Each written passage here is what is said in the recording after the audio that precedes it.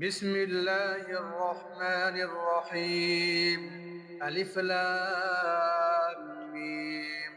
ذلك الكتاب لا ريب فيه هدى للمتقين الذين يؤمنون بالغيب ويقيمون الصلاة ومما رزقناهم ينفقون والذين يؤمنون بما أنزل إليك وما أنزل من قبلك وبالآخرة هم يوقنون أولئك على هدى من ربهم وأولئك هم المفلحون.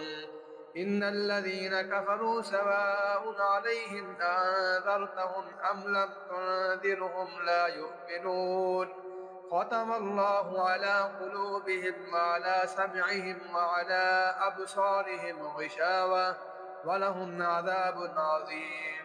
ومن الناس من يقول آمنا بالله وباليوم الآخر وما هم بمؤمنين يخادعون الله والذين آمنوا وما يخدعون إلا أنفسهم وما يشعرون. في قلوبهم مرض فزادهم الله مرضا ولهم عذاب أليم بما كانوا يكذبون. وإذا قيل لهم لا تفسدوا في الأرض قالوا إنما نحن مصلحون ألا إنهم هم المفسدون ولكن لا يشعرون. وإذا قيل لهم آمنوا كما آمن الناس قالوا أنؤمن كما آمن السفهاء ألا إنهم هم السفهاء ولكن لا يعلمون.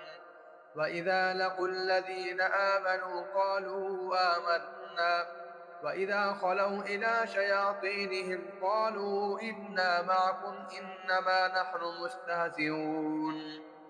الله يستهزئ بهم ويمدهم في طغيانهم يعمهون. أولئك الذين اشتروا الضلالة بالهدى فما ربحت تجارتهم وما كانوا مهتدين.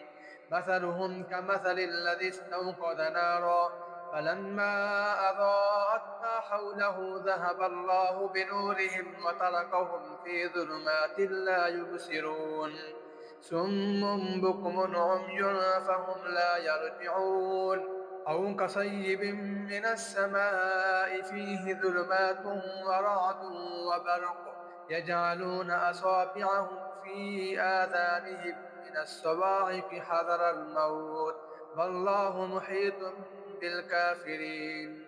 يكاد البرق يخطف أبصارهم كلما أضاء لهم مشوا فيه وإذا أظلم عليهم قاموا ولو شاء الله لذهب بسمعهم وأبصارهم إن الله على كل شيء قدير.